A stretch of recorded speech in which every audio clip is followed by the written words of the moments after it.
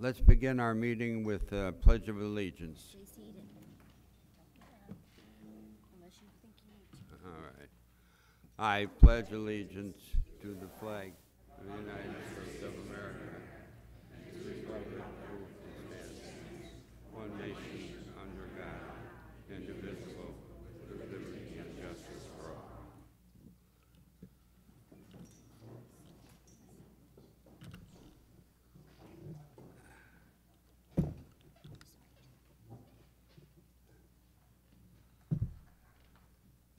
What am I bouncing off of?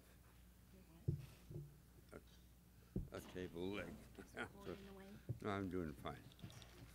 There we go. All right, the first item on our agenda is the approval of the September 7th, 2023 District Delegate Assembly meeting minutes. May I have a motion, please? Moved. Do I have a second? Are there any changes or conversions or what have you? If not, all those in favor, please say aye. Aye. Thank you. Sherry is here. We're going to have lead off today our speaking group, a young lady who is representing everybody in Sun Lakes. Michelle, you're on. Sherry is here. Sherry's here. Hmm? Sherry's Good afternoon, everyone. Yeah. Joe, it's so nice to see you back here. I hope you're doing well. Good afternoon, delegates, Master Board. My name is Michelle Walter, and yes, I have many hats on today. I am going to start off with I'm the chairperson for the Marketing Advisory Committee. And I just want to go over just something really quick. Everybody has that Sun Lakes Country Club, your yes vote is needed. The marketing committee came up with this, and I hope you get this out to you don't have to send this particular one out to your residents, but if you just put that in your newsletter, how important this is going to be for our community, that would be really great. What is going to happen is that this will bring in over $400,000 to us every year. And I'm going to give you some stats right now. 16 homes and 5 condos closed escrow as of 9/30. The average price of homes were $396,744. The average price of condos was $306,580. There were 19 homes and 1 condo in escrow as of 9/30. 20 homes and 4 condos active or coming soon. So that means if we had 21 homes that closed and we're getting $2,075, I can't remember what the number is now, that means that we're going to have a lot of money coming in for this repair and replenishment assessment fund. So I hope that you all look at this. This has got great information. It's going to tell you everything that you need to know.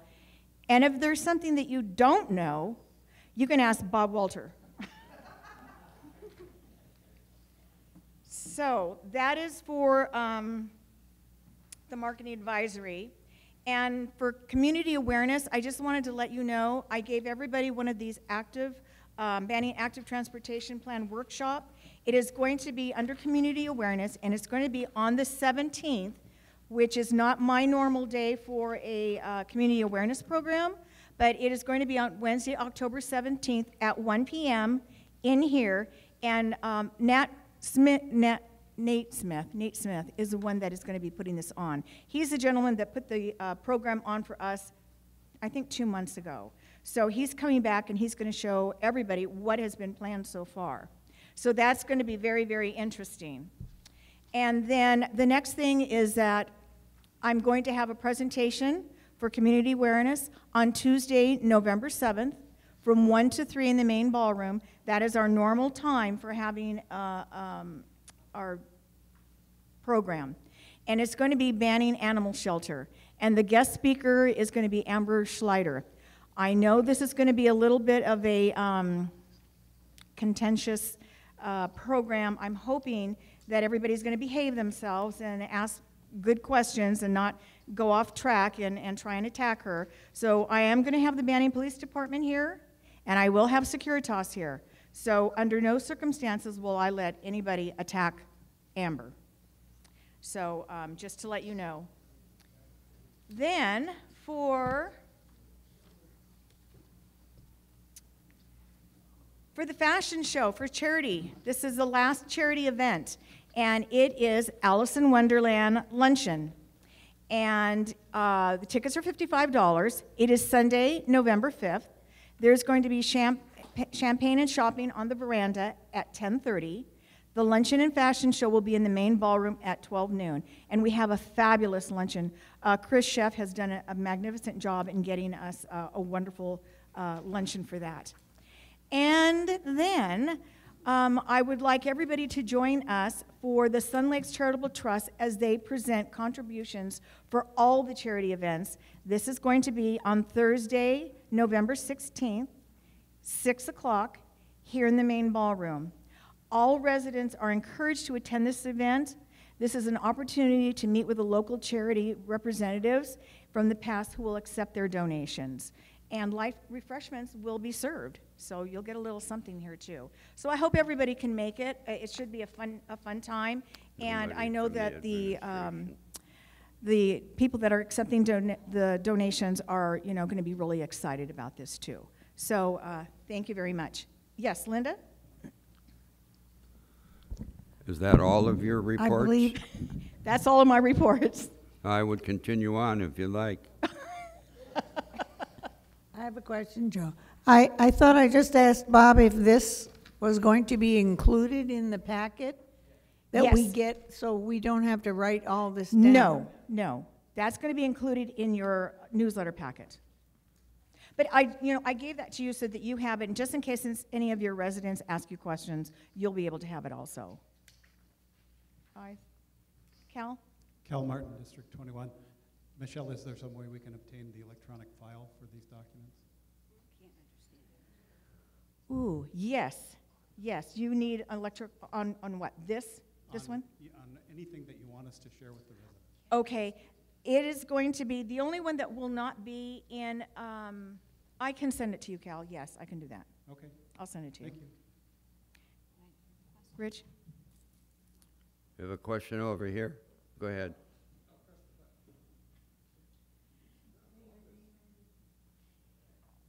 He's brand new.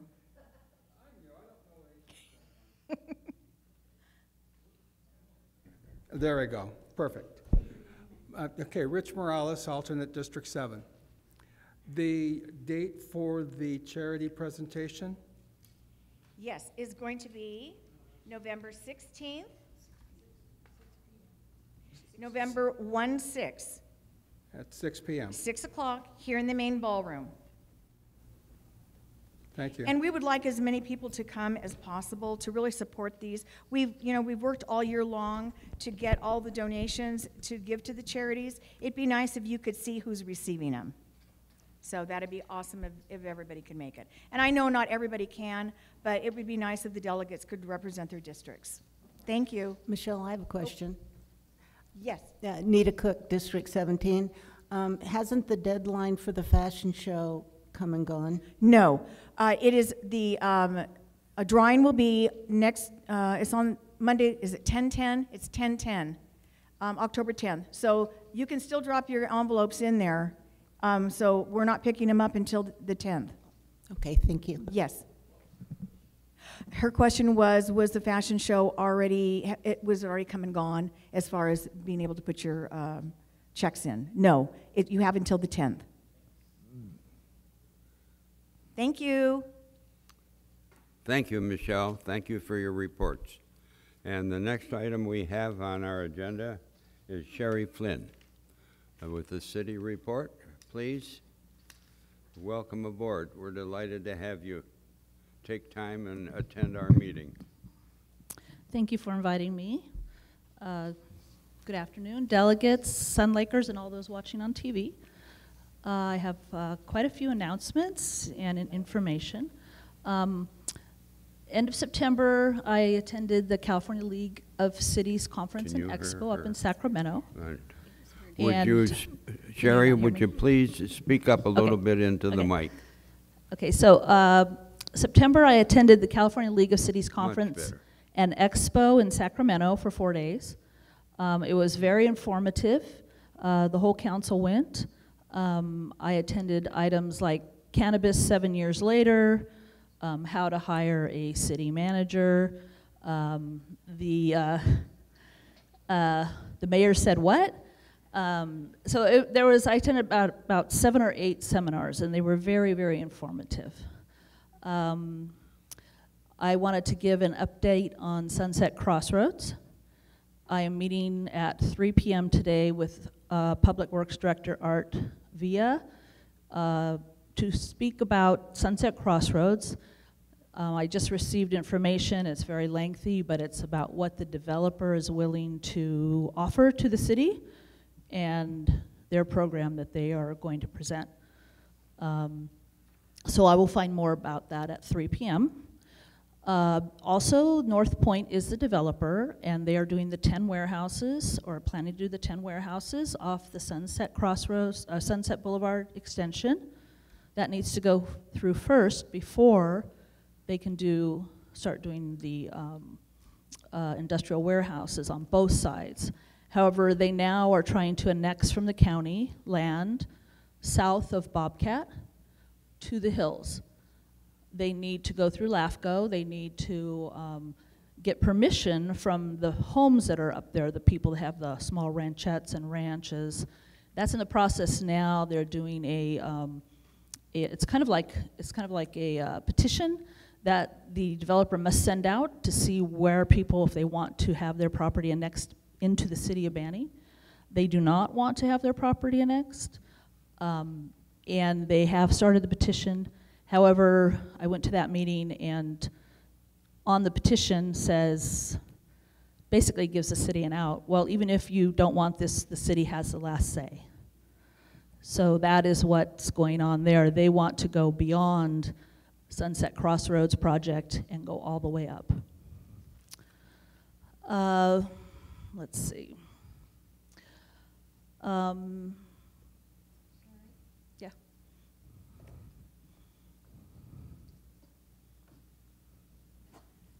Isn't there a holdup with all of that because of the extension of Yes. Sun Lakes Boulevard? Could you say something about that holdup? Yeah, the extension has a holdup because there are gas and mostly natural gas pipelines going through there. Extensive, very large ones. And the street, if they extend that through, the city wants to just go right over those. And they can't do that. And I don't know the name of the company, but they're a national company, and they won't allow that. So the street may have to be realigned, which would then cause another whole CEQA and EIR to be done again. So hopefully I'll find out more today, but there are also wildlife, fish and game. They also have problems with silt problems, with drainage. There's 3 or 4 creeks that go through there. If you've ever seen that, they're quite deep, and they are very concerned about the drainage there, and then that would also require bridges. Wildlife wants 5 bridges going over these creeks, and the city, that's exorbitantly expensive, $2 million a bridge, so that would never happen because it's just too much money, unless the developer wants to pony up and pay for all of that. So I don't know. I'll find more information about that today. So there's a lot of problems with that project and a lot of problems with that road. One good thing, I don't know, I was told that the lighting on Sun Lakes Boulevard coming out of the behind Big 5, I had been asked by a constituent to please get that fixed. It was very dark through there, and I went to Art Villa, and boom, I guess it's done. And there's lighting there that hasn't been for years. So that was very, very positive. I found that out yesterday. So I was very glad that he seems to always jump on things very quickly. Also, Ruben Gonzalez, Councilmember Ruben Gonzalez and I were voted on to an ad hoc committee, the Urban County California Development Block Grant Program, and the city receives money every year to give to businesses to help them out, and it's $191,000 approximately. And next week I will be working to pick who gets the grants and how much. I believe there's 7 applicants throughout the city. There's also the forensic audit is still continuing. We okayed $25,000 for first phase, and then we okayed $100,000 more for the second phase, and that is going on, and that is with the utility company. There may be a third phase if, depending on what is found. This October 10th, next week, on Tuesday at 5 p.m. is the next meeting. I have put on the agenda quite a while back that a request that no cell phones be used on the days during meetings by city council members. That is going to be on there. It can cause a Brown Act violation, and it also, in my opinion, causes a lack of trust with constituents, with their city council members.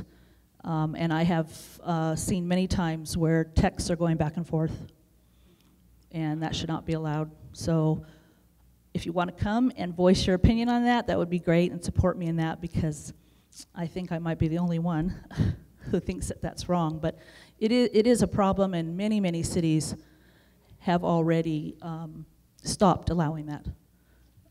You should have them turned off and put away. Also, let's see.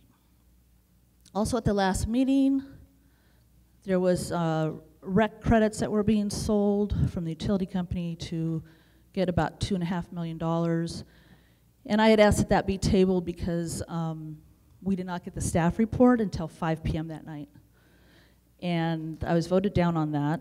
And then I was proceeded to not be allowed to ask questions nor discuss anything by using parliamentary procedures which were incorrect.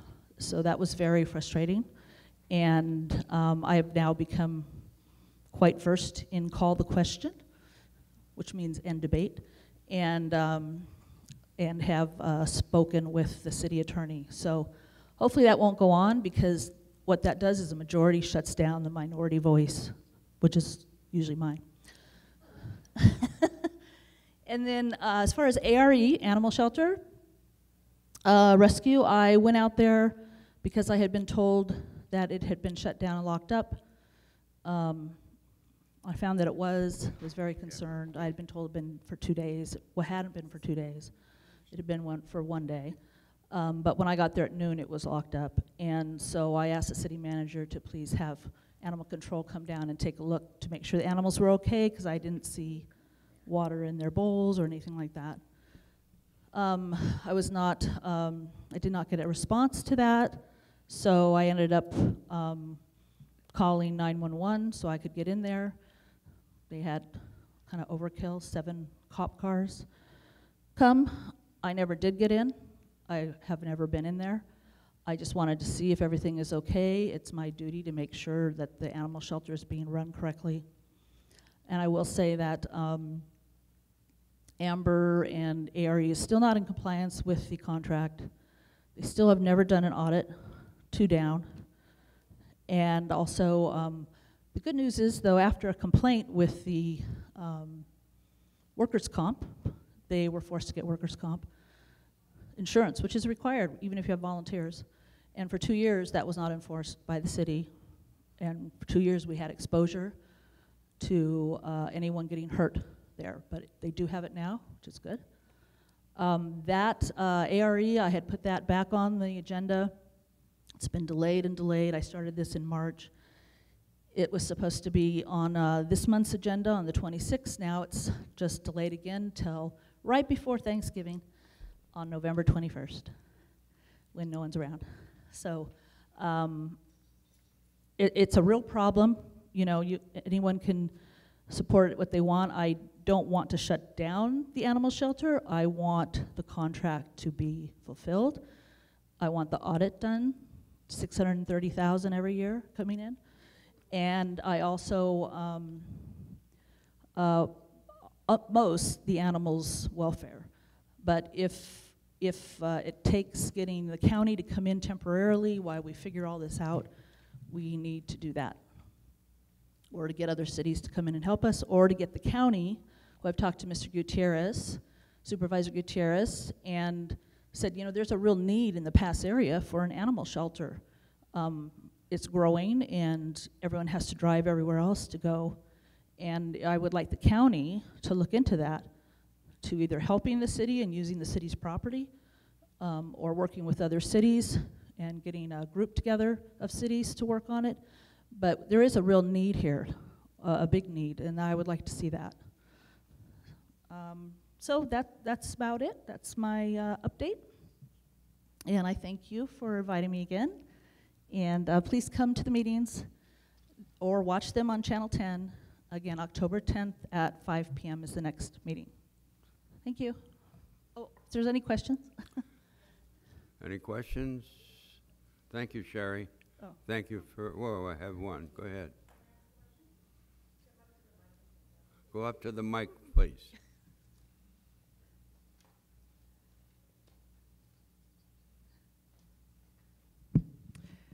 Okay, so I know we have the truck situation and the legal case pending. Hopefully that goes our way. Now as to Sunset, I haven't paid much attention to it, but if that road opens and we have a contractor, investment group, wants to put 10 warehouses down that side, I personally would say I hope that Sunset Road never opens. But that's how I feel about it. I was just wondering, have you had some other feedback about, do we really want that road open, even if we win the lawsuit, and then we have this builder, investor, trying to build 10 more warehouses and opening up a road to them to come our way, or will they be restricted from coming our way? Thank you. Okay. The banning point is one issue. They are allowed by the specific plan to come down the 10 freeway east, get off at Sunset. If Sun Lakes Boulevard extension is put through, they can come up through there, make a right into Banning Point, come back out, make a left onto Sun Lakes Crossroad, go back to Sunset. That is the plan that was passed. Sunset Crossroads with the 10 warehouses would be coming off of Sunset, also making a right onto Sun Lakes Boulevard. They do have a tentative note in there saying that they will not go past Highland Home Road. But I don't know how you're going to stop that, because unless you're going to have transponders on each one, or someone standing there and, you know, saying you can go and you can't, that's almost impossible to do. So, you know, I would hope that there would be, you know, a stop right there at Highland Home, that they could not go past the entrance of Sunset Crossroads coming off of Sunset from the 10 warehouses that are planned. However, Banning Point should come off of Highland Springs, if it goes through, make a left onto Sun Lakes, into Banning Point, back out and make a right, and back on Highland Springs. Otherwise, we will have trucks going 24/7 throughout our entire community from at least 11 warehouses.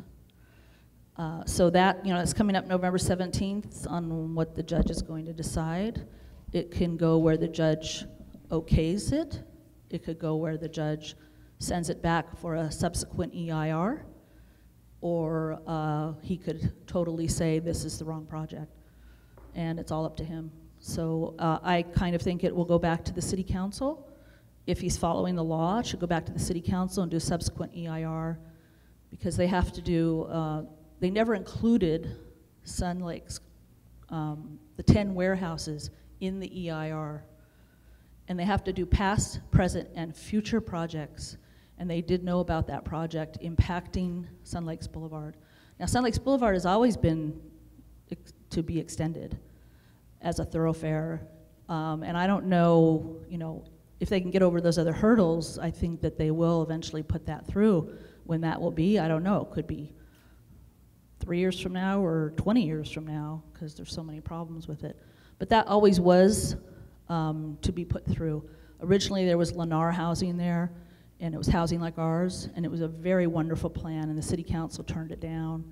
And that would have been so nice, a compliment to Sun Lakes. I don't know why they turned it down, and then it got sold to this other developer. So I hope that answers your question. Does it? Thank you. Thank you very much, Sherry. Any other questions? Go ahead, quick. Okay, there was deep into the plans, into the city long-range plans, as far as the streets development, I had seen that Highland Home was to be extended from its current point along the RV lot to the 10 freeway with an on-ramps and exit ramps there. You know, that hopefully, if that were to come through, that would alleviate some of the traffic coming along Sun Lakes Boulevard. Do you know if that's still going to be in That have process or anything can to do be with the included city? within the plan? That was originally in the plan, and then it was turned down by Caltrans because they believed that between Highland Springs and Sunset, they have a certain amount of distance they need between on and off ramps, and they said that that didn't allow it.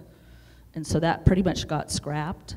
I know it's still something that should be looked at because that would be a really viable solution possibly, or at least help alleviate it from coming through Sun Lakes. But right now, there's no plans for that. All right. Thank you. Thank you very much, Sherry. Thank you you. for your report. I appreciate it. Next item is the EPAP report. Thank you, delegates. Thank you, Master Board, fellow residents. I'm Brian O'Grady. Speak from into the EPAP. mic, please. I'm Brian O'Grady from EPAP, and I'm here to remind you about the annual drill that we do every October. On October 19th at 10:19 a.m., we will simulate a significant earthquake here in our neighborhoods. So the zone captains are going to be out surveying for damage in the neighborhoods. They're going to be communicating with the EPAP coordinators, who'll be communicating with the EOC, who will be communicating with the city. And just be aware that they're going to be out surveying for damage. That's what it will look like in the event of a real earthquake. There's going to be lots of zone captains out there in our neighborhoods, so please be aware of it. They'll be out there for about an hour. And you can help them out a lot by putting the yellow placard into your Can you hear him? window, your street-facing window that's in your file of life. If you don't have one, you can get one here at the main clubhouse receptionist desk. That will help the zone captains a lot, and we'll get the drill over a lot quicker. Just one thing I want to remind you of, in the Lifestyles magazine this month, we have an excellent EPAP article from Janice Rice, our EPAP PIO, and it's very helpful. If you haven't seen it yet, please take a look at it. It will help you to prepare for an evacuation, which is something we learned during the Highland fire. During a fire event, the only priority is to evacuate. If you get the warning, please do prepare to evacuate, and if you get the order, please do leave. We've had a number of chances to meet with CAL FIRE after the fire to find out what kind of things we can do better next time, and that's a main one. Just be prepared to evacuate if necessary. You won't have a lot of time, possibly, and there will be a lot of traffic, so you don't want to be the last one out the gate. That's about it for me. Any questions? Yes, sir? My district, District 7, Rich Morales, District 7, is going to be impacted by street repaving on the 19th. They're going to have, the streets going to be torn up, then they're going to have fresh material, asphalt on the streets. That's going to affect us tremendously. How would you, has there been any proposal as to what we can do, or if we can be, I hate to say it, but excluded from the drill? Well, I would hate to see you be excluded. We don't have haven't had any discussion about that, but we will before that. We've still got a couple of weeks. My first thought, though, it's a great question, and probably we should just continue on as if an earthquake happened when there was paving going on. Yeah, but so much for the bottom of my zone captain's shoes. Let's talk to them in advance and see what we can do. Thank you. We'll get together with you on that. Any other questions? Thank you. Thank you for your report. That You're was welcome. very nice. Next item on our agenda has to be the charitable trust. David, who is the chairperson. David. Thank you, delegates, and those of you who are watching on Channel 97. I'm just going to emphasize something that Michelle shared with you. She chairs an event that's really important, and there was a question asked also by District 7. The date is November 16, and one of the highlights really of the year is to provide the grant money to the charities in the greater San Gorgonio Pass. So I really encourage you to come that evening. Each of the charities, a couple of dozen of them, have made their grant requests, and they will be presented with money that really helps them do what they do.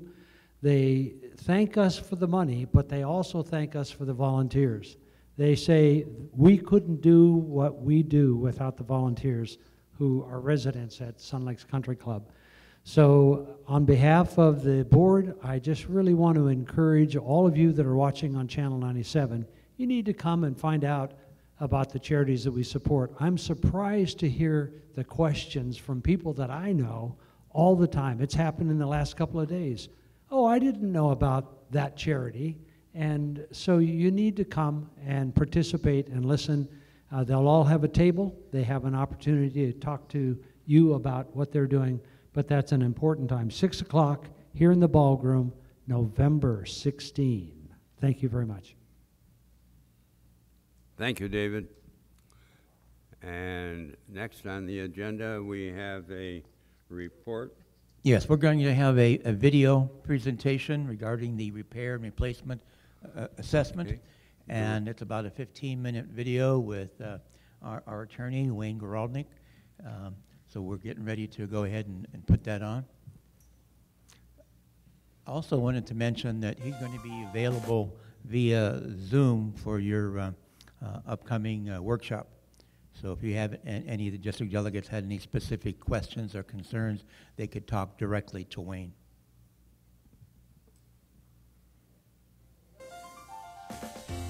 But some of the bullet points to the replenishment assessment. What is the purpose? The purpose, again, is that it will assist the association with increasing the repair and replacement funds. It's a funding vehicle strictly and solely intended to supplement the repair and replacement fund. Many of you, if you watched or were present during the budget meeting we had yesterday, bless you, we discussed the budget for operating. We also discussed the increase in the required contribution to the repair and replacement fund. You may have seen that that required contribution has increased to increased by 25.7, or roughly $500,000 year over year. There are some things that are going on within the world. I'm sure you've seen through supply chain issues, inflation, and those projected costs to replace the items. And what is the repair and replace item? That is this desk, that is this building, that is the disco ball up there. All things that are in existence, the repair and replacement fund is utilized to pay for that replacement, or the tree maintenance, not just the golf course, all of the common area, the facilities, the buildings, and streets, which is one of your largest components of the reserve study. And so the purpose is, again, is an additional funding vehicle for the repair and replacement fund. So who is affected by this? This is a one-time assessment only for new home buyers into Sun Lakes. All existing members are grandfathered in.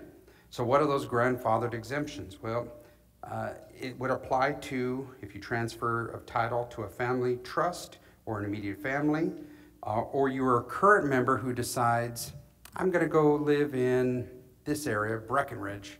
I'm going to sell my house and go move to Breckenridge, and within 6 months, you were grandfathered in. You would not have to pay this fee because you were already existing in a existing member.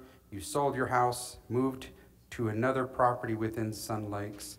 Within 6 months, you would be grandfathered. You'd have a grandfathered exemption. That's a laugh track right there. The timing, the new buyer has up to 9 months to pay. And Wayne will go into this of why it says 9 months. When is it paid through escrow? That was a question from the last one we had, and Wayne answered it. I'll let him talk about that. How is this approved? Now, this will require a CC&R amendment. This is going to be done via a special election. So at tomorrow's open session, the board will be setting the election day, the member record date, approval to move forward with the ballot. That will be on tomorrow's open agenda. And this will require the ballot measure must be approved by the affirmative vote of delegates representing at least 3/4 of the voting power of the association as a whole, and also 3/4 of the voting power of members other than the declarant. I'll be talking a little bit about that tomorrow as well. So in essence, we have to have that affirmative 75% to get this passed. It has been done successfully in the past through the members and delegates, through the 7 amendments that we've done. The one amendment that didn't do, that was actually required by Sacramento, didn't, and we had to go to court for that and ask a judge to allow that to proceed.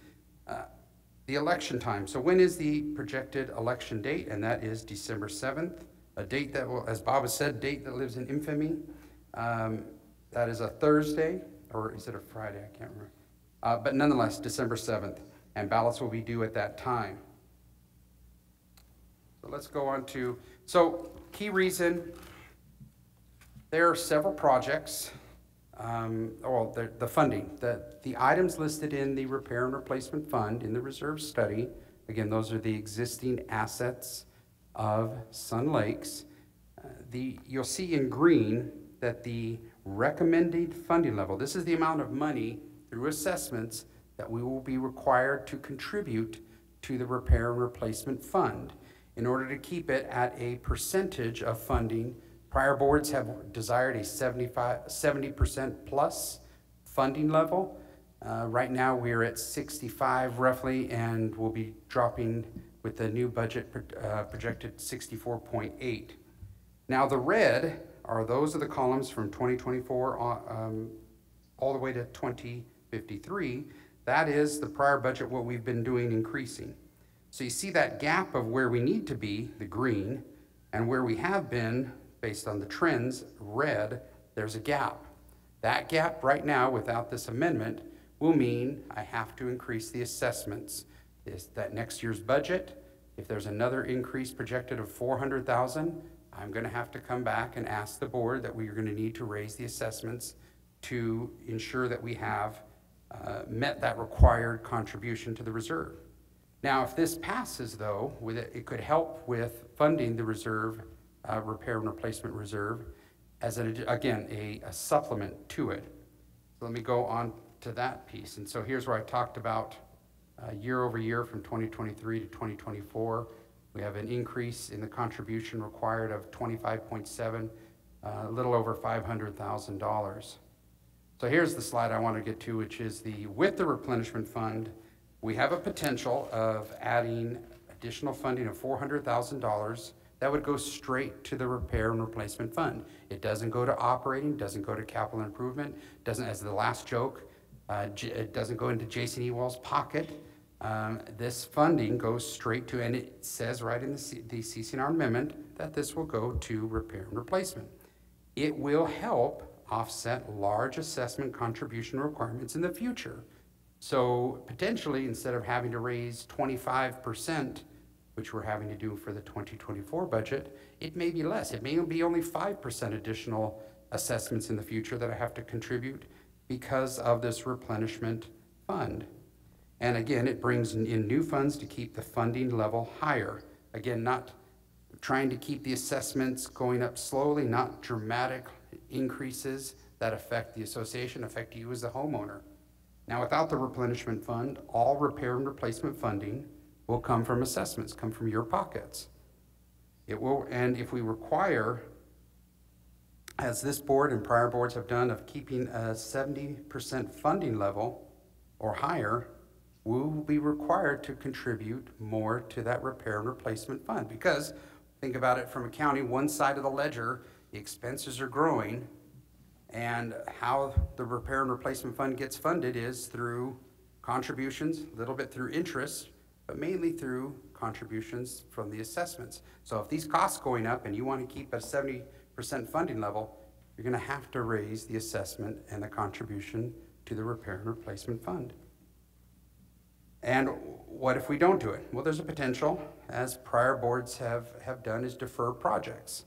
Also, we have increased costs with golf course maintenance equipment, new restrictions coming down the line from Sacramento to buy electric vehicles, gas vehicles, bless you, under a certain, over a certain amount will have to be replaced with electric vehicles or equipment. And so there's several things that are coming down the line. And this board has said, hey, we've got to take this very seriously. There's issues that need to be addressed within the community, but funding for those projects needs to be done either through the assessment or, again, the replenishment assessment fund. So with that, some of the basics of who, what, why, now.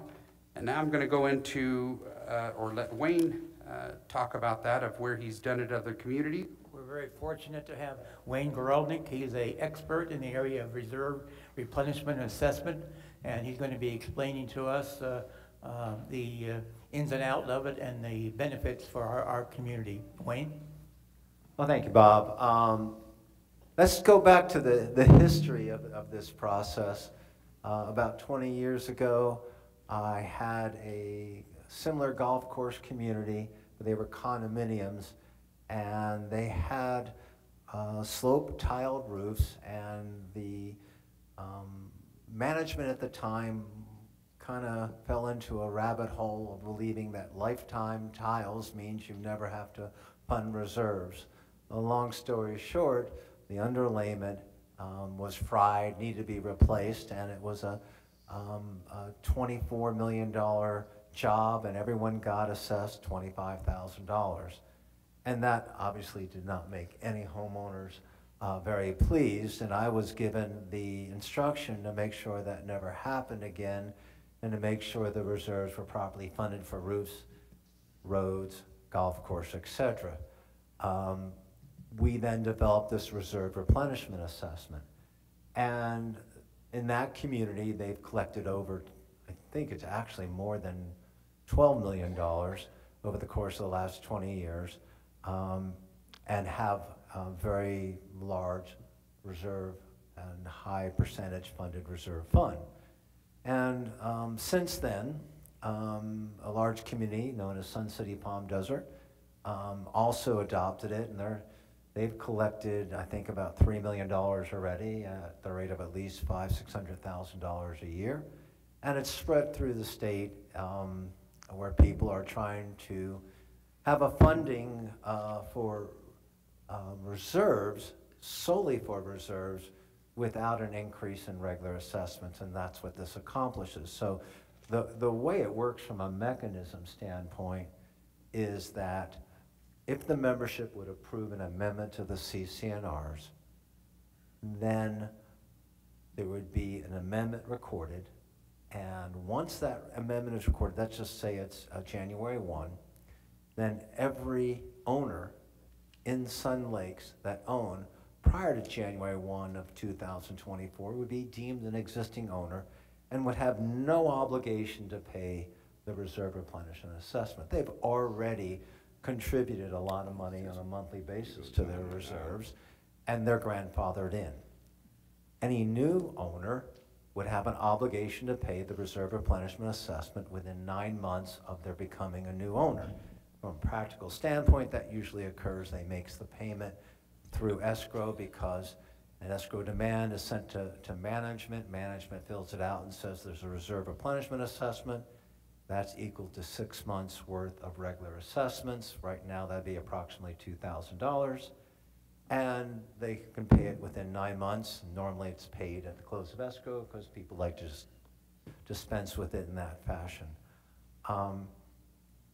There's other scenarios where if you are an existing owner, it's built into the text of this proposed amendment that if you want to convey from yourselves as individuals to your family trust, you would not have to pay a reserve replenishment assessment. If you wish to convey it for no consideration to your immediate family, that would not create any reserve replenishment assessment. And then finally, if you own a home and are an existing owner and want to sell that and buy another within 6 months, you would not pay a reserve replenishment assessment. So that's all built in.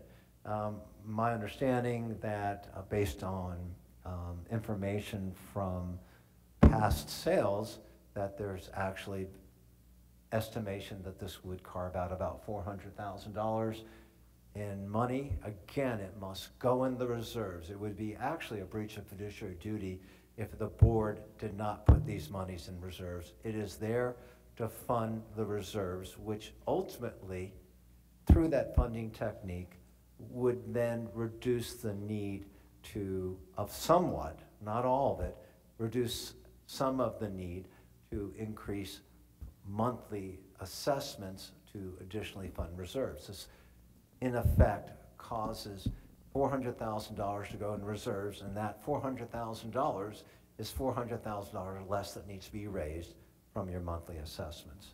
So basically, it's a real win-win proposition for the homeowners here. It's an opportunity to fund the reserves, enhance the common areas in our community, and keep our assessments lower than they need to be at the present time, or keep them from raising significantly.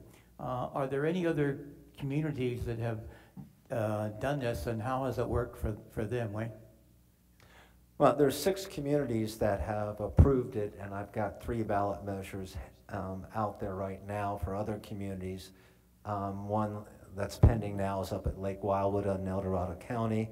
The large ones, Sun City, Palm Desert, and the lakes, it's working wonderfully. It's not been a negative in any way, shape, or form. I don't know of any negative. It hasn't impacted, from my understanding, any property values, and I think the information is that because it provides another funding source, it keeps the assessment structure a little bit lower, which keeps you competitive with other senior housing communities of similar nature like yours that have a golf course.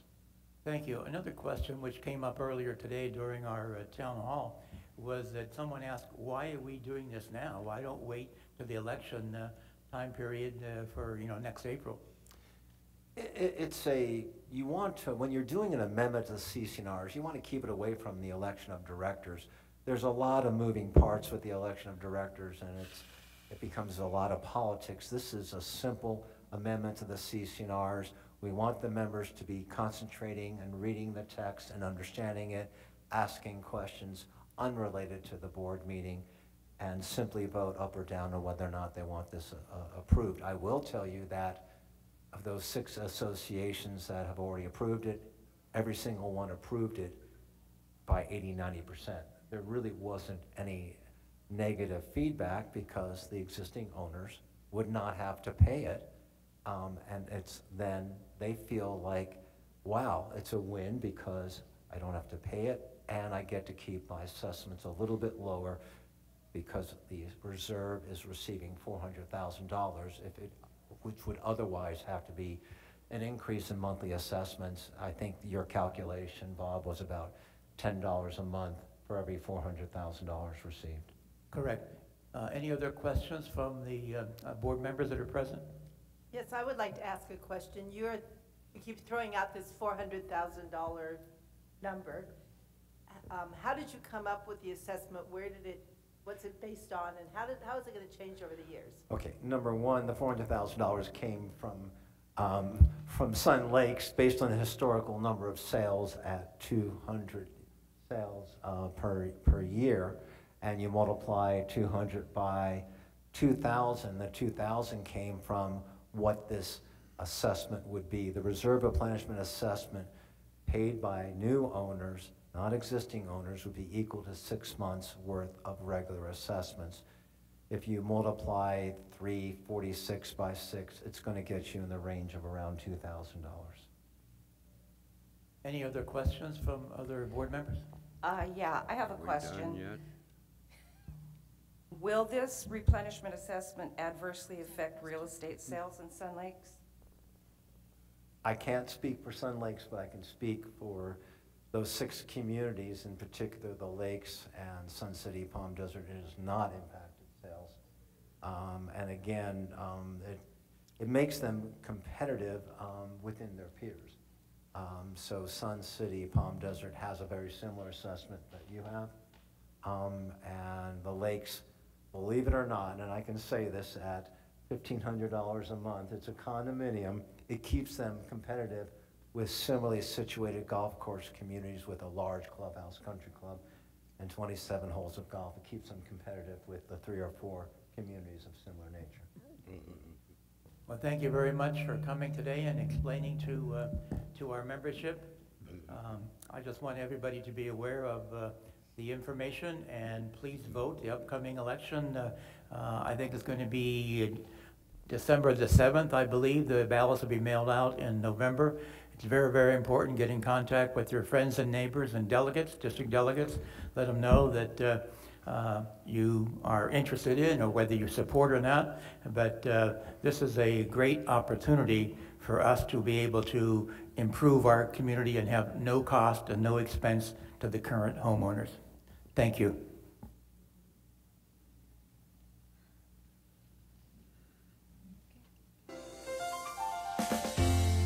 Some of the bullet. Bob, go ahead.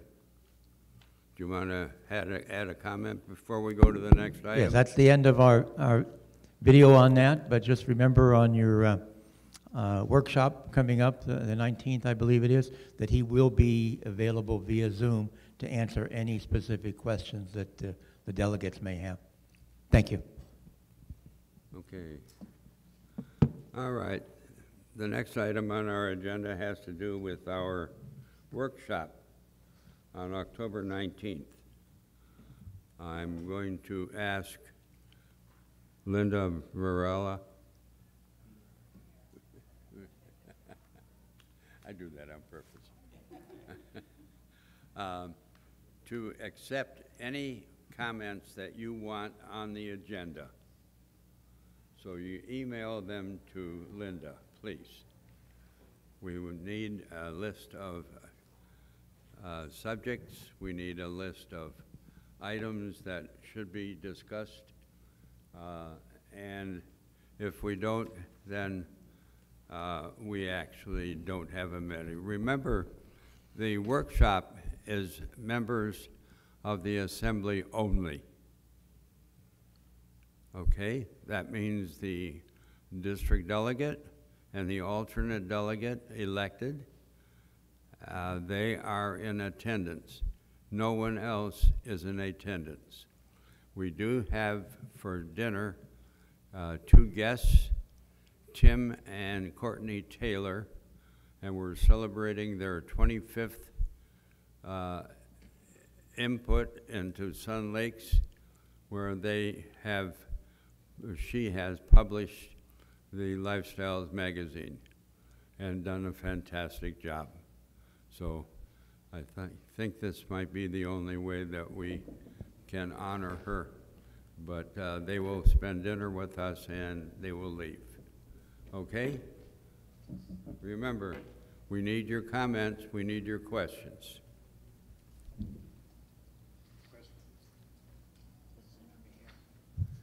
No. Yes, go ahead. The delegate assembly workshop, what's the date, time, location? I didn't hear.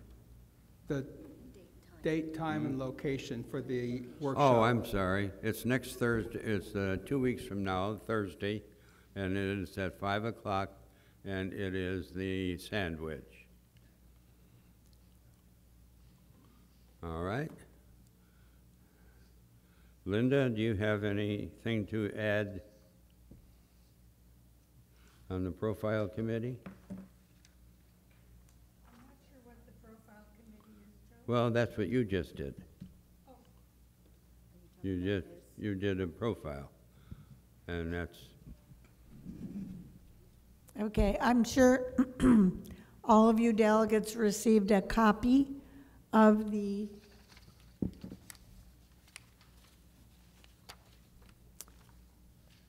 let me backtrack. Linda Vieira, District 9. Cal Martin, District 21. Linda Spalding, District 19. Dolores Dougherty, District 4, and I met, and we went through the 12, it was a 4-page list called Welcome to the Delegate Assembly, and we felt that there were many changes that needed to be made.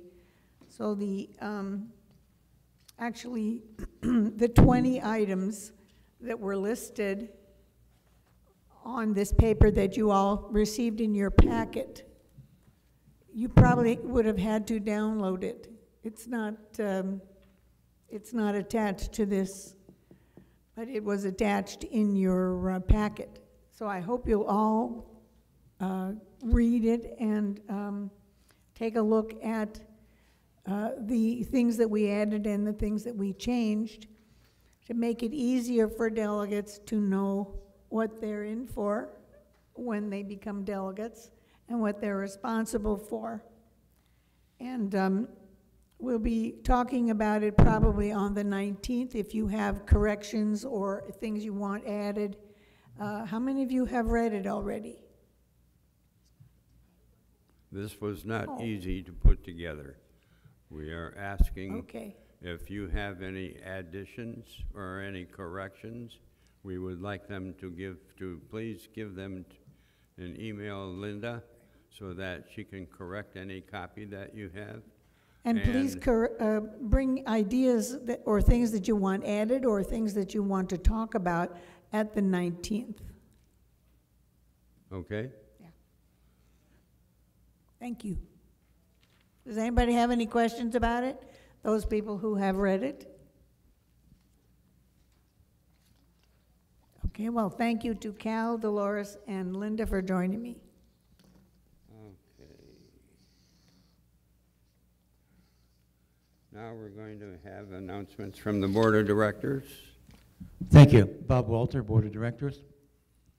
The Sandwich Bar and Grill had their grand reopening on September 11th while celebrating the first Monday night football game. We had a great turnout. We had over 100 residents participating. The sandwich hours are from Tuesday through Friday, 8 to 11.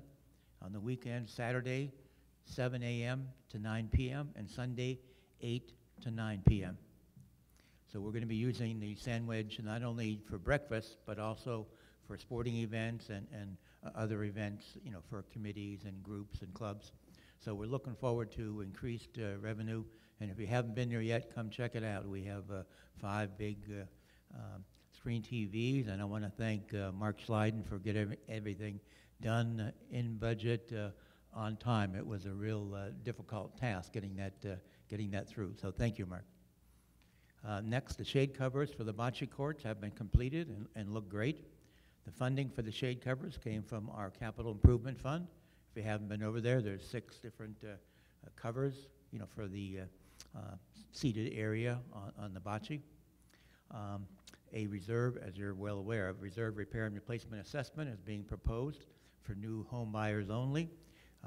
It requires a CC&R change, requires a 75% affirmative vote, which is a difficult threshold, but I think with the help of the district delegates and maybe the way the district delegate voting takes place, we may be able to, you know, to meet that 75% requirement, because we extrapolate out. If you don't get the full 50%, say for instance you only get 40, we can still extrapolate that to the full rest of the population of your district, and it could end up being 80% voted, even though only 40 did. So it's that district delegate voting system could be to our benefit in this particular change. Next, the Morongo Casino has agreed to provide a free 24-passenger shuttle bus, started on September 18th. It's going to be every Monday. They pick up here at 12 and they return at 4. We did it on Mondays because our restaurant is closed, so we think that it would not adversely impact, our sales here. Now, if it doesn't work as every Monday, we will eventually change it to like just once a month. But so far, we've had sufficient participation in that. And now we have a few other items with Beverly. Hello, everybody. Beverly Simmons, Master Board. I just want to add one little bit to what Bob was saying about the sandwich breakfast. We have started back with the mini breakfast buffet on Saturdays and Sundays in the Sandwich. I don't know if a lot of you remember way back when we used to do that little buffet that was set up in the back of the restaurant, but you could get it in the Sandwich as well. Chef is bringing that back. It's probably going to be bigger than the little tiny one that we had because that's what Chef does. But it'll have all your favorites on it, including biscuits and gravy, pancakes, and of course your eggs and sausage and all the rest of that. So that has already started. And if you want to come in, it's from 8 a.m. until 1 p.m., Saturday and Sunday only in the Sandwich. Obviously, we're not doing that when we have a brunch. But it's well worth it, and it's all you can eat. So come on in and prepare to watch football and eat till you can't stuff one more thing into your mouth. But it's really good. I've heard really good comments about it. Plus, there's some nice, smaller specials there that are like $9.99 each, and they're the small plates, which is really good. So come check it out. Lots of good things happening in the Sandwich. The board and FSR has been working on the 2024 annual budget. Many of you came to our budget workshop, and we appreciate that. Thank you. The rest of you who didn't are going to get an opportunity to see a video later today on the budget. I'm not sure exactly how long it is. Hopefully it'll be a little louder so we can all hear it. But there will be a video. As you see, Chris and Jason aren't here. They're in training, so we get to hear them on video instead. So that'll be later today. We're trying to keep, our proposed increase is going to be between $16 and $19 onto what you have now. So just kind of give you a heads up on that, and you'll learn more from the video today. The following delegates and alternate delegates recommended by the district delegate chair have been appointed. Fran Hanratty is the delegate for District 7. I don't believe she's here today. Debbie Pritchard is the alternate delegate for District 16, and Rich Morales, who has been very vocal today, so we all got to meet him, is the alternate delegate for District 7. Is Debbie here? No, okay. The board has approved the I missed you, Christian. I'm sorry. Christian Gonzalez has been appointed the district delegate for District 8. Thank you for doing that, and welcome. The board has approved the replastering of the North Clubhouse Pool and Spa, as well as the replastering of the South Clubhouse Pool and Spa and deck.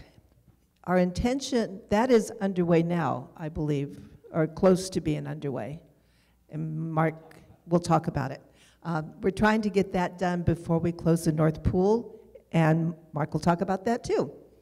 We have received a request from District 21, Delegate Cal Martin, to utilize the Bocce parking lot for a cornhole toss event in October or November, and I bet you're going to hear more from Cal about that today. It has been approved, so you get to go forward with it. That's all I have, unless anybody has a question. Dolores. Question over here. Can you use the microphone, please? Yes, I'm so sorry. That's okay. Dolores Doherty, District 4. The buffet on Saturday and Sunday, how much is that?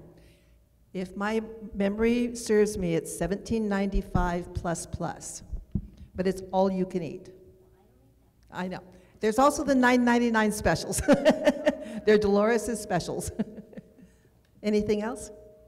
Oh, I can't see over there, Rich. Go ahead. Okay. Has any thought been... Microphone, please. Yeah, it's on. I can hear the echo. Has any thought been given with the Sandwich offering like a to-go a to-go bag for the golfers. They can call in ahead.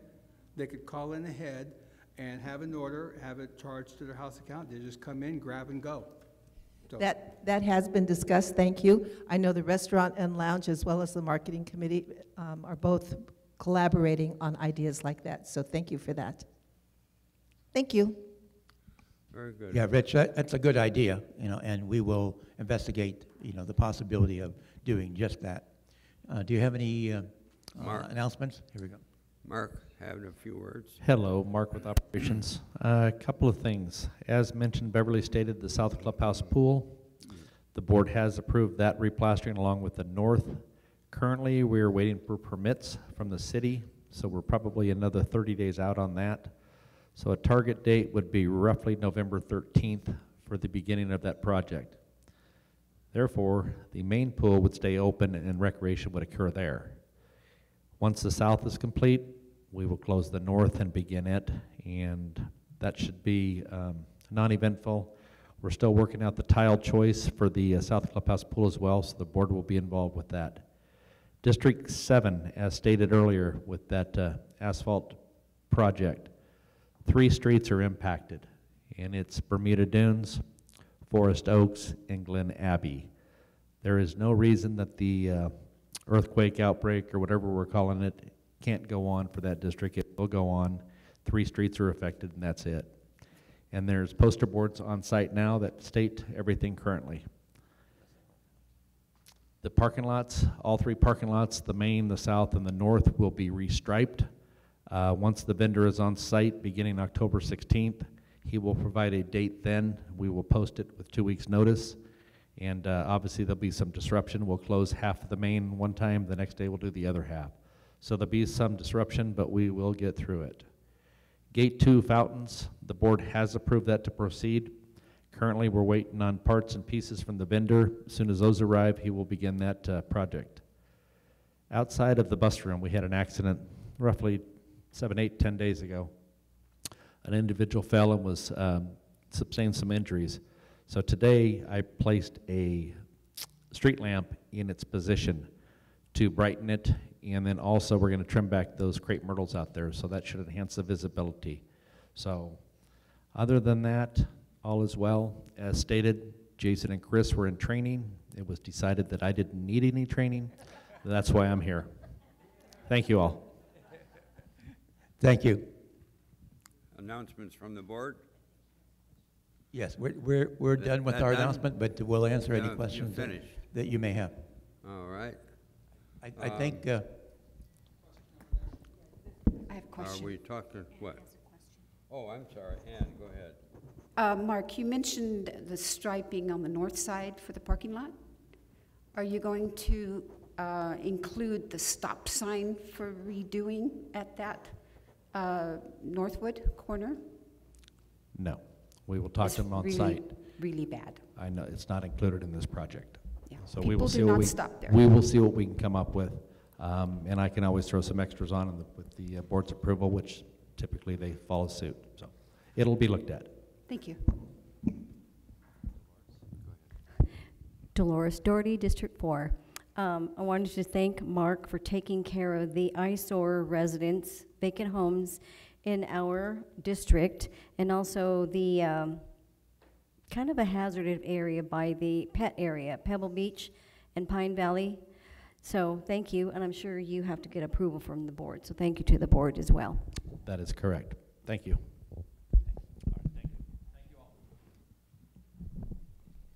We're done. You're done.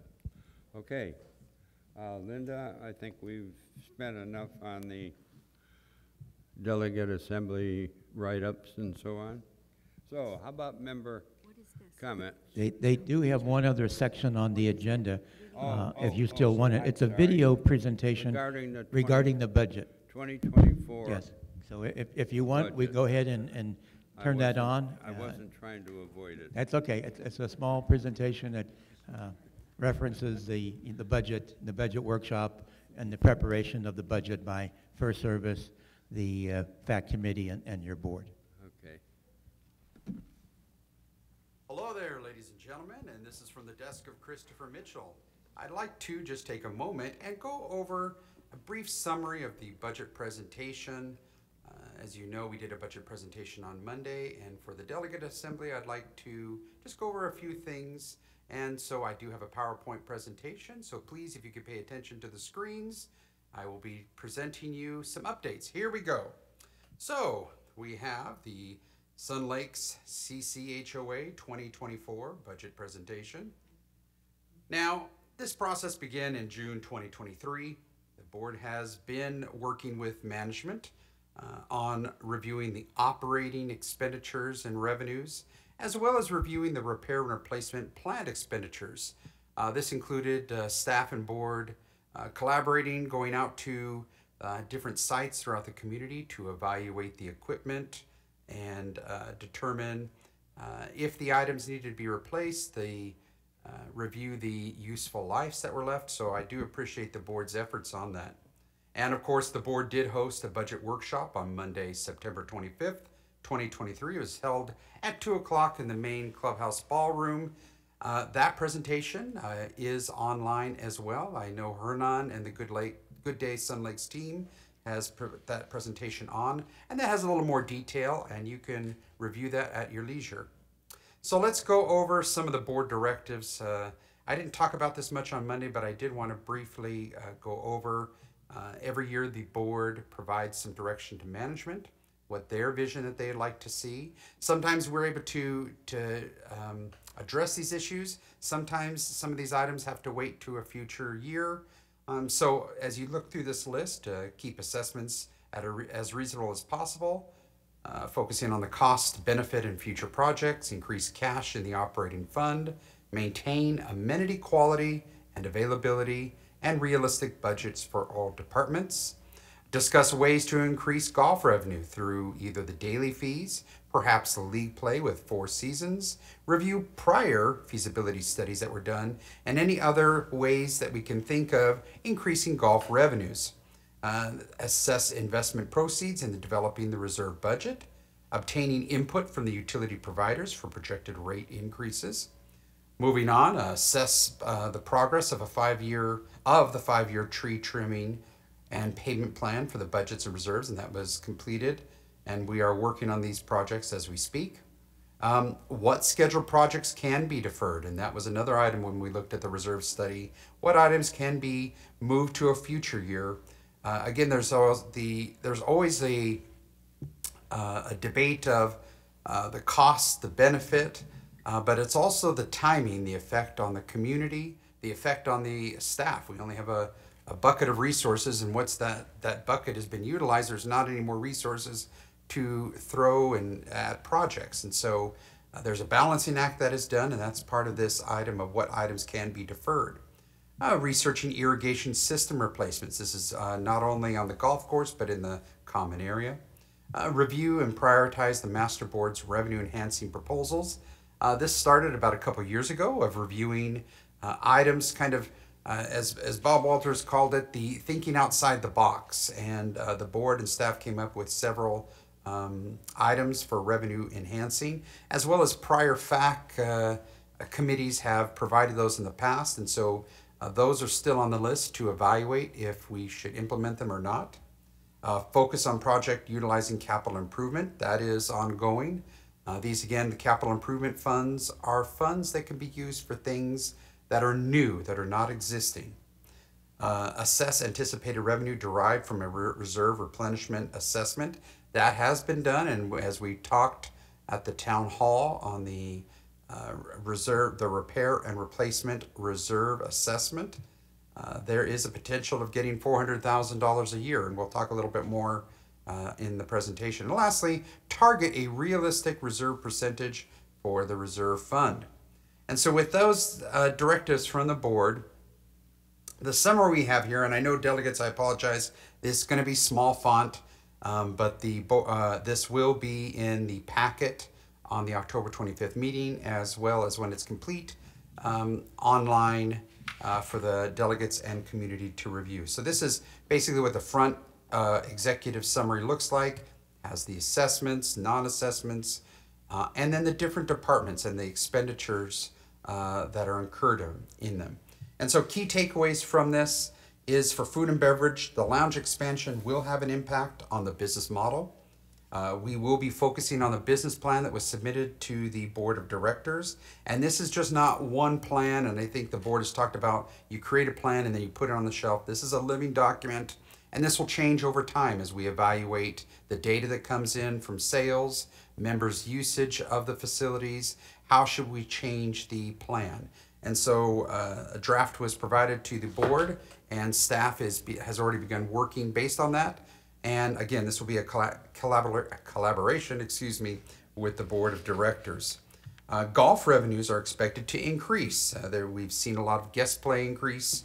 But one thing on the horizon, weather and supply chain issues could impact golf operations in 2024. So, of course, weather, you would think, okay, great, I save on utilities because Mother Nature's giving me water.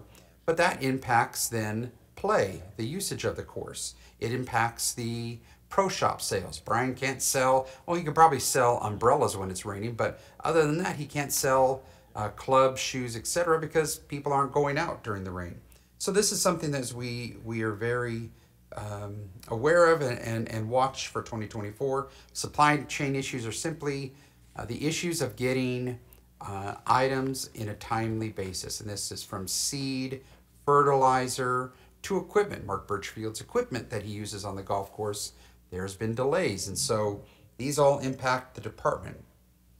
Next, we look at a return of street sweeping and the water feature maintenance. Members have asked for that. The board has responded and put these items in the 2024 budget, and that had an impact on the maintenance operation budget. We do expect increases in the community patrol as well as the landscape contracts. As you may or may not know, in January 1st, 2024, California will be moving their minimum wage from $15.50 to $16. That's roughly a 3.5% increase. Now, many of the vendors are going to incur that cost, and they are going to be passing that along to the association. And so we're expecting that within this budget. And though we talked about labor, though there are first service labor costs in increases, and that's from salaries, some insurance, what have you, there are increases in this budget, but they're largely offset by a reduction in the first service burden rate. Now, this is accomplished by the board renegotiating the management agreement in 2023.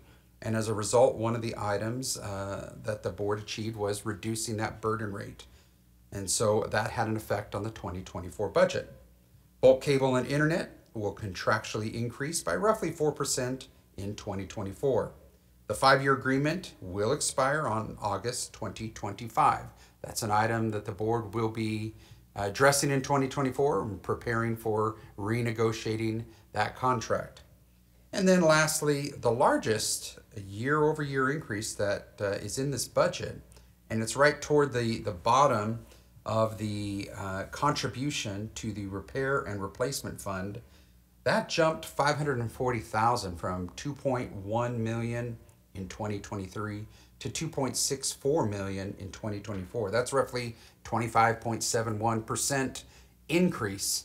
Again, with the impacts of inflation, supply chain issues, the cost of replacing items has increased, and it is reflected in this budget and had a big impact on the assessment increase. So let's get to that right now. Now the board still is reviewing input from the members, input from the FAC, from staff. Right now we have the assessment for 2024 increasing to $362. That is a $16 increase. At that budget meeting, you might remember there was discussion that the board may add another $3 to that to make it a $19 increase, which would be a $365 monthly assessment. That final amount will be determined and presented to the community at the upcoming October open session meeting. And this little chart also has what the 2024 planned operating expenses and reserve contribution will be, which is $18,175,852. So again, we're looking at this time, after the budget workshop, that we're still at a 4.62% increase over the 2023 budget. Now, this little chart I do like because it also is great information to look back of what happened in the past. And in the 14 budget periods from 2011 to 2024, there are 6 instances that the assessment was raised less than 3% or did not increase. What that means simply is that if you're not addressing your assessments at a timely manner, in the end, down the road, you will have to pay. And right now, we've seen that a couple of years ago when the board at the time increased the assessments. It was needed. And this board is also having to raise the assessment because of cost increase. This is simply what's happening in the world right now with labor costs increasing, supplies, equipment increasing, and unfortunately, that does have an impact on the assessment.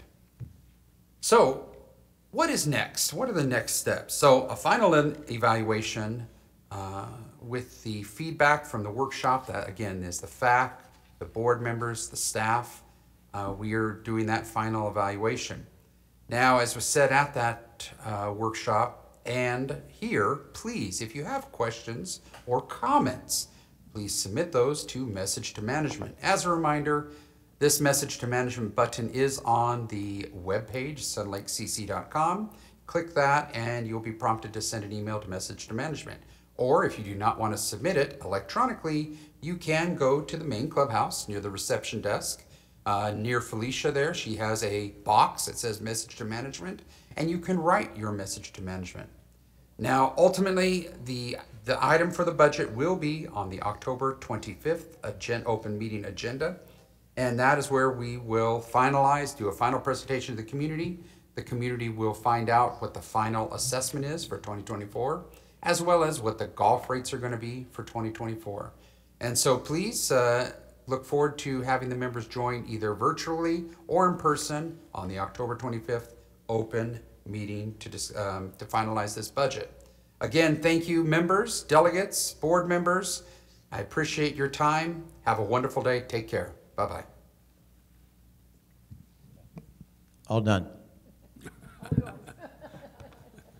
No comment? All right. Evidently, that does complete our agenda, so how about comments from our members? Number 1? Comments from the delegates. Comments from the delegates. Yeah, that's what we're doing. District number 1. Barbara Elmas, District 1. I had a couple of questions for management, but since no one's here from them, I will just wait for that. Otherwise, no comment. Loretta Kuzar, District 2. Is this on? Yes. We are participating with District 5 on the 14th. Is that right, Dave? The 14th? Yeah. Okay. Friday the 13th. And I'm not going to say any more about it. I'll let him tell us because we are District 2 participating with District 5. Okay. Jim? Top of the afternoon, everyone. Welcome. I have a few comments. Stop.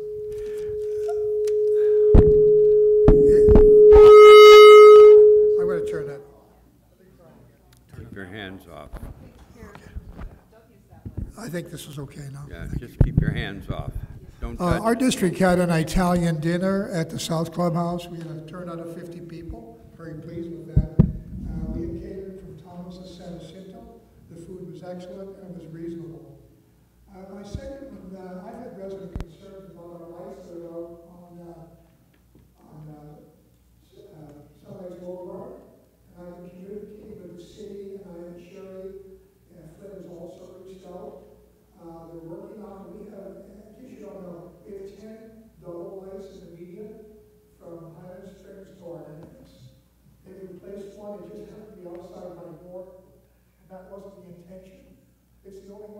both lights on, they're an amber light.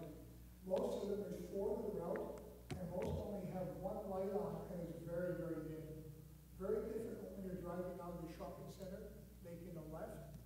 You can't see the cars coming, what distance, what speed, what lane they're on. So the city is working on it. I've been very diplomatic with them. So it's on their work agenda, so they will be continuing to replace those. Terribly dark at night. My other issue is, I want to say to Joe, this is an excellent article, brilliant article on what us delegates do to our membership. So thumbs up. And also I had for the EPAP, for our drill coming up, I see Sherry has left, but this is just a great article also to get us all prepared for the shakeout coming up on the 19th. So super article. My last item, thank you, Bob, I wanted to ask you about, the topic I brought up before is about reinstating the second patrol person during the wee hours. And I'm wondering if we're still working on that, because certainly there's issues. We're not at the present time, but we are working closely with Banning PD on having their officers come patrol at no charge to us. They're starting a new policing program, and we'll find out what hours they're going to be doing it. We want them to emphasize the evening time, but we're not hiring another Securitas person to do that. Yeah, my concerns were that they're short of police officers, as the lieutenant had described. They're 3 short. They have a hard time retaining officers, and with our nighttime patrol, they have to relieve gate 2. They take their own lunch, gate 3, gate 5. And so we're not getting that patrol just during the peak of, say, 1 to 4 in the morning. You know about security. Yes. As I do. They will be patrolling. I mean, you know, we represent a good portion of the city, and they have enough staff to patrol all areas of the city, and they promised to us that they would be patrolling. We don't have the actual schedule yet, but if I receive one, I'll let you know. But I would prefer Banning PD to be patrolling rather than Securitas. But there's no schedule on that, so they just do it at will? Is that Correct. Correct. Thanks for the explanation. I'm done. Thank you, everybody. Good afternoon.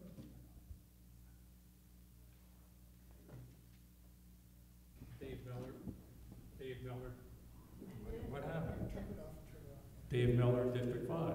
There we go. Like Loretta said, we're going to have a paint and sip party on Friday the 13th, October 13th, and looking forward to it. I've only painted walls before with my 9-inch roller, but this is going to be something different. And as far as the sipping goes, it will not be water. It'll be something fun. We're looking forward to it. Thanks. No comment. I mean, Jess Ocampo, District 6, no comment.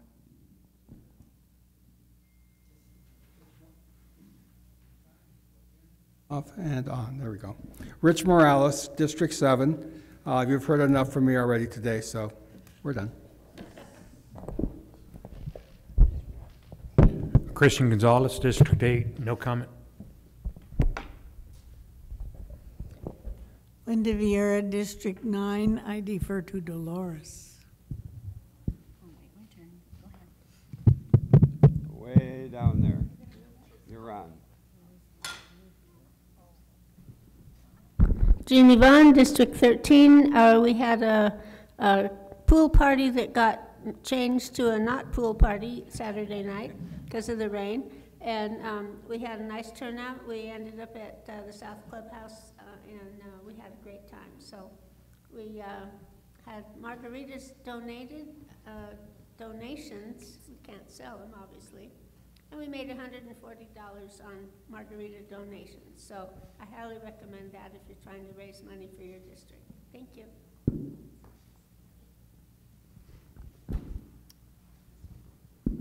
Greg Voitko, District 16. We had a successful Fill the Cupboard for Banning Senior Center last week. Going through EPAP records that I had, I've got 13 of 14 confirmed zone captains for the exercise in 2 weeks. I'm in need of a EPAP coordinator. Unfortunately, I think that's going to fall to me. And meeting tomorrow about our Christmas party in December with districts 2, 4, and 5.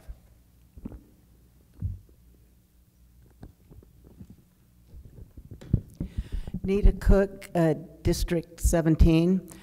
We also had a successful Fill the Cupboard, and thank you to everybody that donated. Something that I didn't know, that in the past we've taken all the food and everything that was donated actually to them, to the senior center.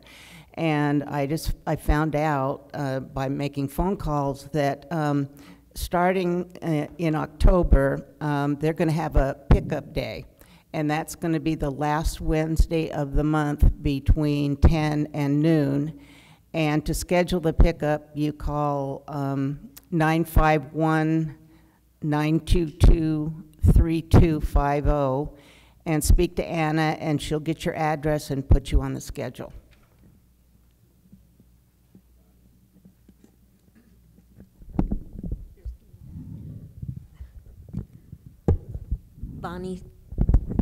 Bonnie Seaver, alternate for District 19. I don't know what's going on in our district because I got called in at the very last minute. Linda had something come up suddenly, so I actually have nothing.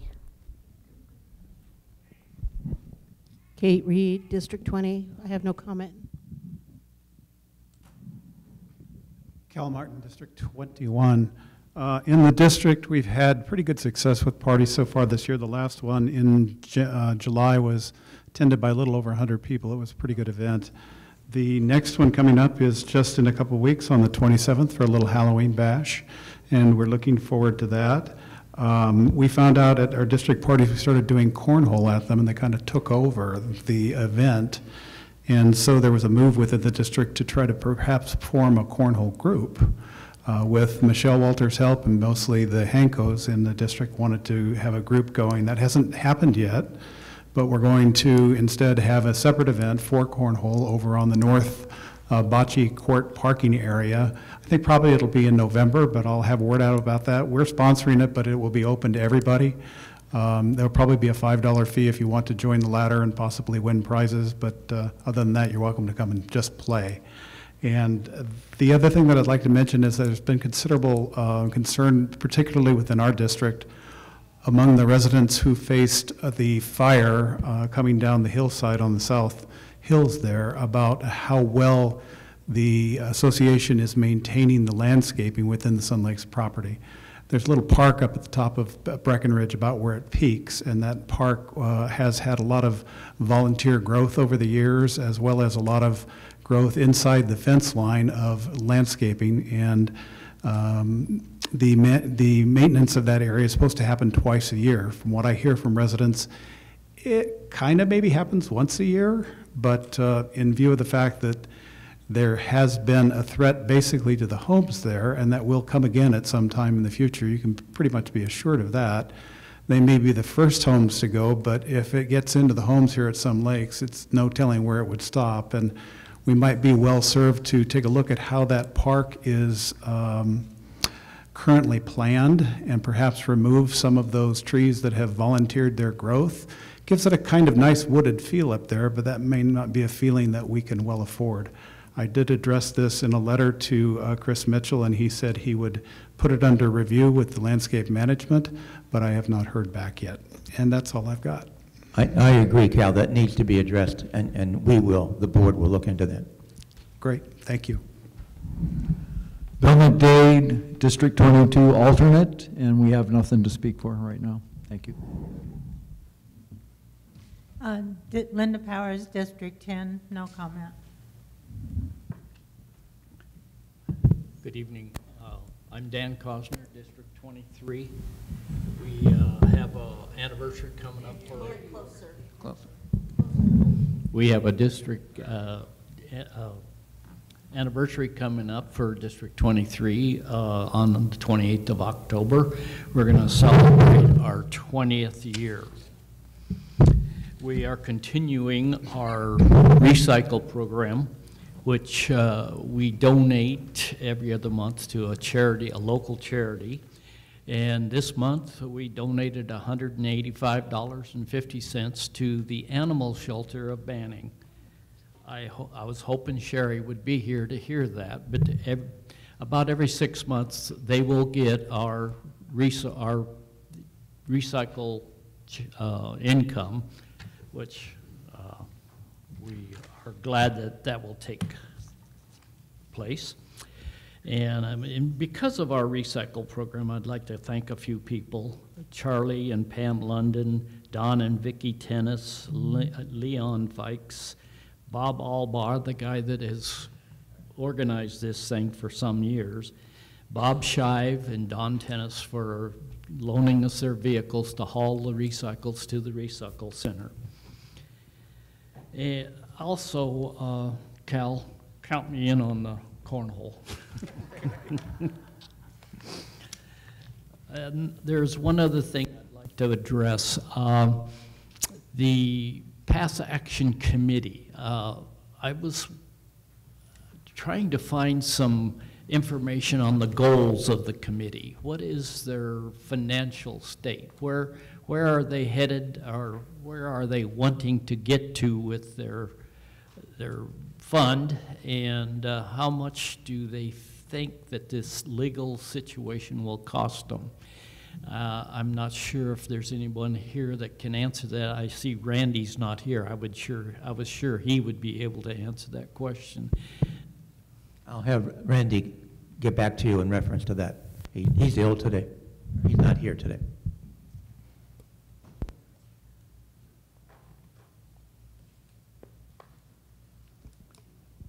Doris Doherty, District 4.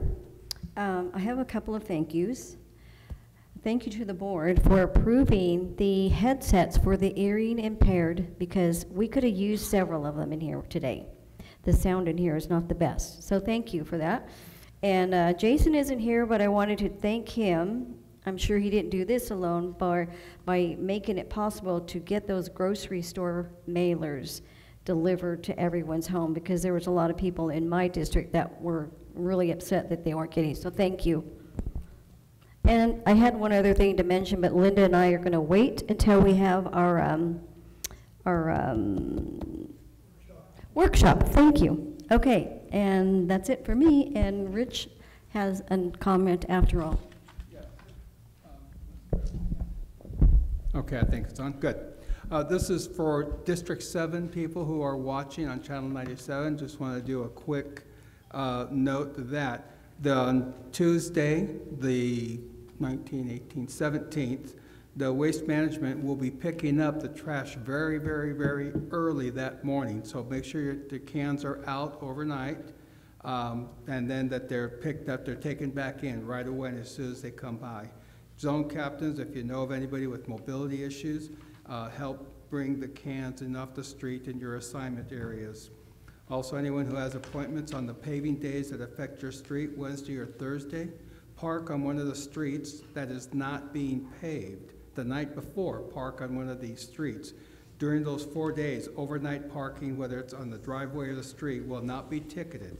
And then finally, for anyone who lives on Riviera, you will not be affected by the thing other than maybe people parking on the street on Riviera so that they can get out.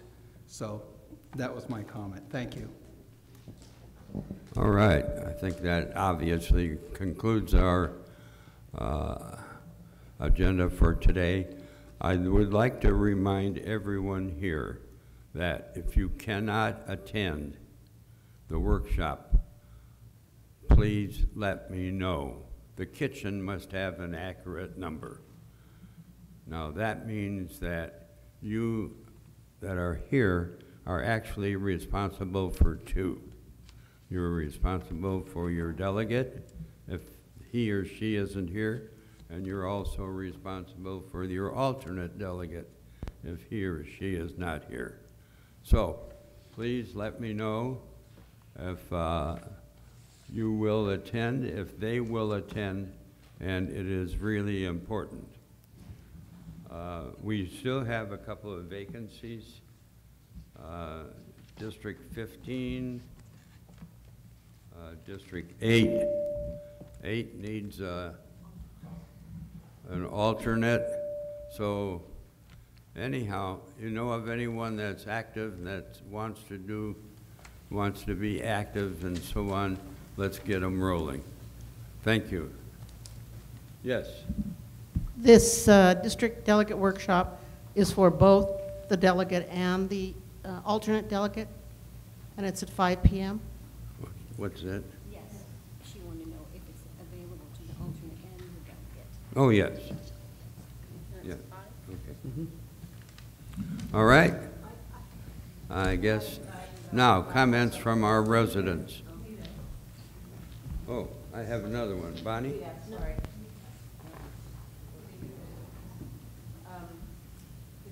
This is for... You're not connected for some unknown reason.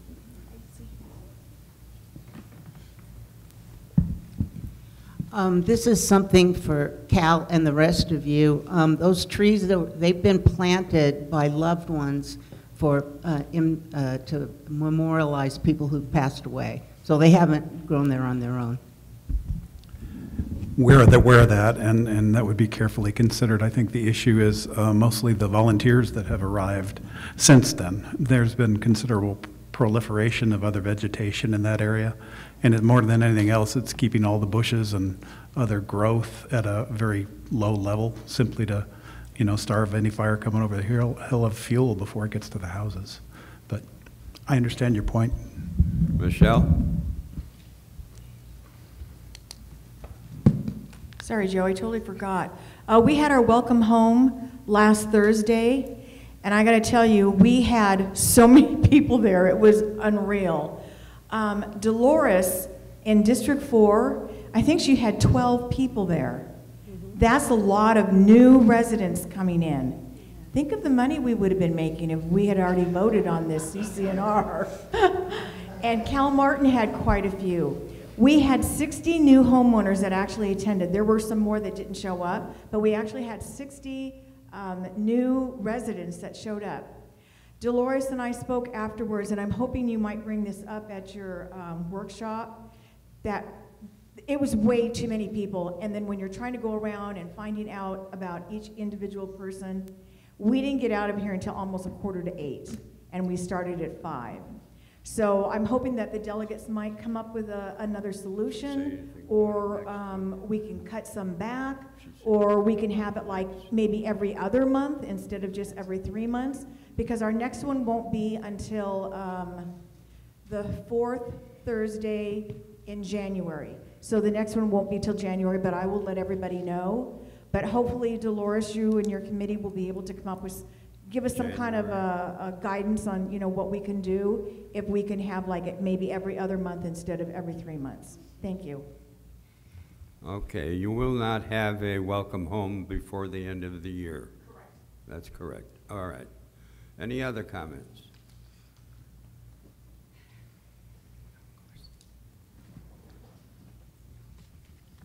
Barbara Jesus. Okay. I do have a question on the CCNR issue. Yeah, I don't know if you can answer this now or not, but it has to do with,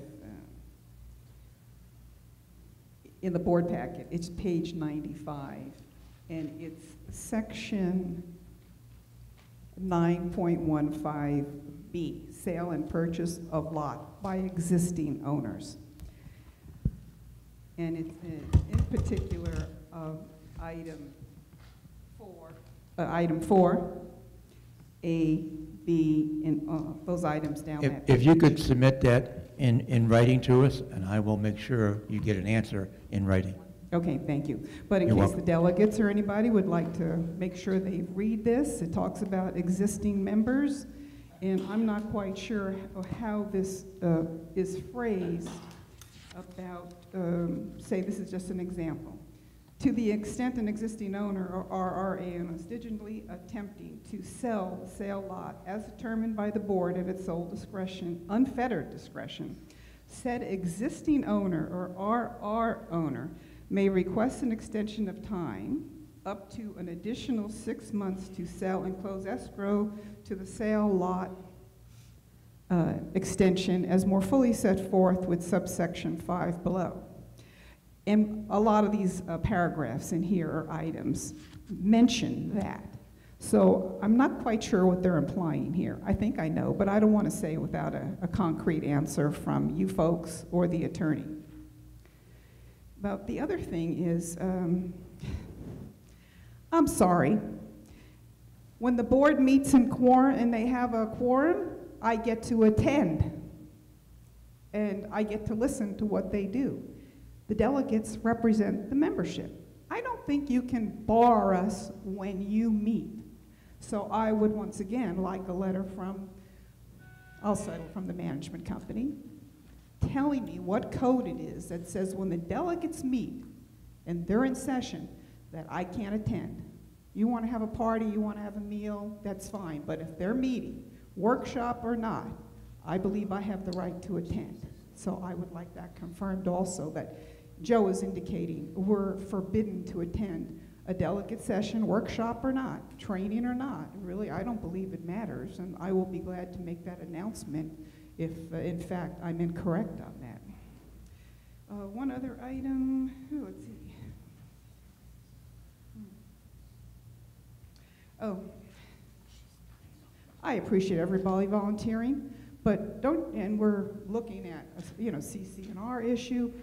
Isn't anybody curious about the expansion of the restaurant or the lounge? Have you seen any proof of concept? As delegates representing the membership and the money that's going to be spent, whether it's from capital funds or not, aren't you the least bit curious what's going on? The board has spent money already, but you're not seeing anything on it. Why are we just waiting till the last moment when they're in the board meeting wanting to vote that we find out what's needed? And maybe they'll be gracious enough to give us a town hall along the way. Are you not curious what's going on with hundreds of thousands of dollars? Reserve money, cap fund, operating budget. We all know the operating budget's low. So I'm just asking, there are other things going on besides this that we should be looking at. Thank you for your time. Any other comments from our members? If not, this meeting is adjourned.